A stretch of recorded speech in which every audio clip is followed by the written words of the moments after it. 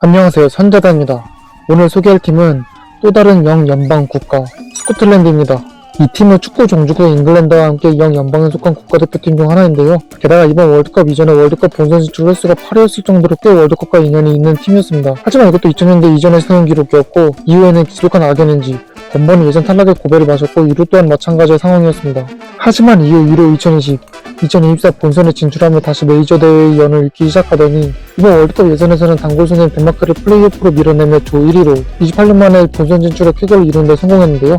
이 팀의 감독은 스티브 클라크로 사실 스코틀랜드 대표팀을 맡기 전까지 수석 코치, 감독 대행의 경력이 대부분이었습니다. 하지만 웨스트 브로미치 감독 시절 강호 리버풀과 첼시를 격파하며 리그 8위, 킬마르 감독 시절 레인저스를 격파하는 등의 능력을 제대로 보여줬고 이에 2019년 5월 스코틀랜드 감독직을 맡으며 그의 전선이 시작되었는데요. 그도 그럴 것이 유로 2020 예선 플레이오프를 거쳐 본선에 안착하며 22년 만에 메이저 대회 진출이라는 쾌거를 이루었고 유로 2024 예선에서는 이 대회 우승팀 스페인을 2대0으로 격파하더니 결국 폴란드과 외대그루가 버틴 노르웨이를 밀어내고 두 대회 연속 본선 진출을 이뤄냈습니다. 거기에 그치지 않고 이번엔 아예 그들이 염원하던 월드컵 진출까지 이루며 제대로 전설의 기록을 써나가는 중인데요.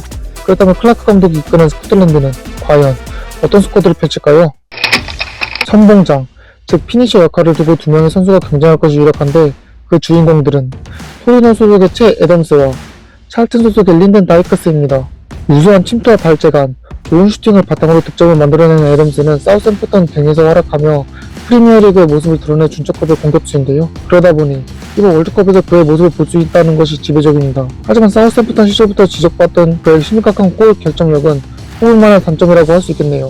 약 190cm의 큰 키를 이용한 공중볼 장악이 무기인 전형적인 타겟도 유형의 다이크스는 강력한 슈팅의 헤더를 이용한 연계 능력도 좋아 전술적인 장점도 큰 선수인데요. 표면상으로는 애덤스가 있어 경쟁해야 하겠지만 전술적인 면에서 애덤스보다 장점이 큰 선수이기 때문에 좀 더 선발로서 기용이 되거나 후반전 전술 변화의 카드로서 적어도 기용될 가능성이 있는 선수라고 언급할 수 있겠습니다. 우측 윙어의 선발대 선수는 본머스 소속의 20살 스코틀랜드 초신성 벤 게넌 도크일 것입니다.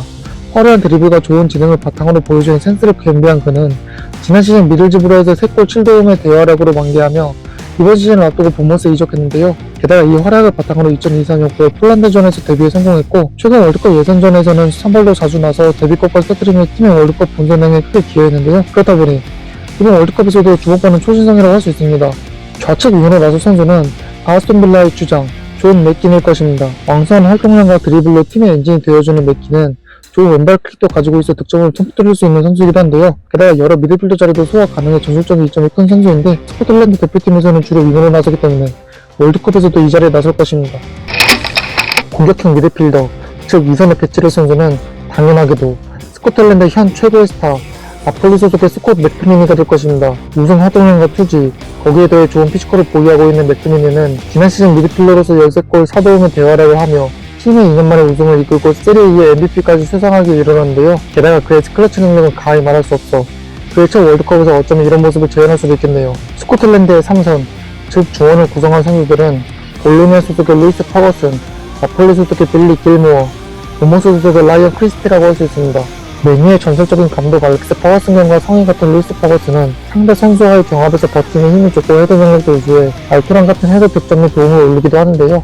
게다가 몇 시즌 동안 볼로니아의 주축으로 활약하며 팀의 챔피언스리그 진출, 코파 이탈리아 우승에 크게 기여한 주역이기도 합니다. 그래서 그 활약을 바탕으로 스코틀랜드 중원의 핵심이 올라섰고 이번 대회에서도 분명히 모습을 드러낼 것입니다. 우수한 지능과 발기술, 거기에 더해 좋은 인터셉트와 킥을 보유해 세간의 주목을 받았던 유망주 출신인 길모어, 다만 피지컬이 좋지 않아 기대만큼 성장하지는 못했지만 스코틀랜드 중원에서는 핵심을 담당하기 때문에 큰 이변이 없다면 월드컵에서 모습을 드러낼 선수 중 한 명입니다. 우수한 지능과 성실함으로 여러모로 좋은 선수라고 평가할 수 있는 크리스티는 그래서 어시스턴트 역할에 가까운 선수인데요. 분명히 스코틀랜드 대표팀에서 66경기를 뛴 주축이기 때문에 그리고 앞서 언급한 전술적 능력 때문에라도 이번 대회에서 분명히 주목할 만한 선수입니다. 스코틀랜드 중앙 수비수 주전조는 100% 결정된 것은 아니지만 이 자리에 나설 유력한 선수 3명이 있는데요. 이 선수들은 히버니언 소속의 그랜트 헨리, 디나모 자그레브 소속의 스콧 맥케나, 레인저스 소속의 존 수타입니다. 좋은 피지컬을 바탕으로 이루는 몸싸움이나 89%에 육박하는 패스 성공률을 자랑하는 헨리는 뛰어난 리더십도 보유하고 있어 이번 월드컵에서 필수적인 선수라고 할 수 있는데요. 공중볼 경합 성공률이 66.3%로 좋은 몸싸움에 비해 아쉬운 헤더 능력을 보유하고 있지만 분명히 이번 월드컵에서 스코틀랜드 수비에 있어 없어서는 안 될 선수라고 할 수 있습니다. 다만 34세로 이번 월드컵이 그에게 마지막 월드컵이 되겠군요. 좋은 커버 능력과 우수한 판단 능력으로 수비를 하는 맥케나는 왼발을 사용한다는 이점이 있는데요. 이미 스코틀랜드 주축 수비수이기도 하고, 그래서 이런 일점으로 이번 대회에서 어떻게든 모습을 드러낼 것이 유력하다는 게 제 결론입니다.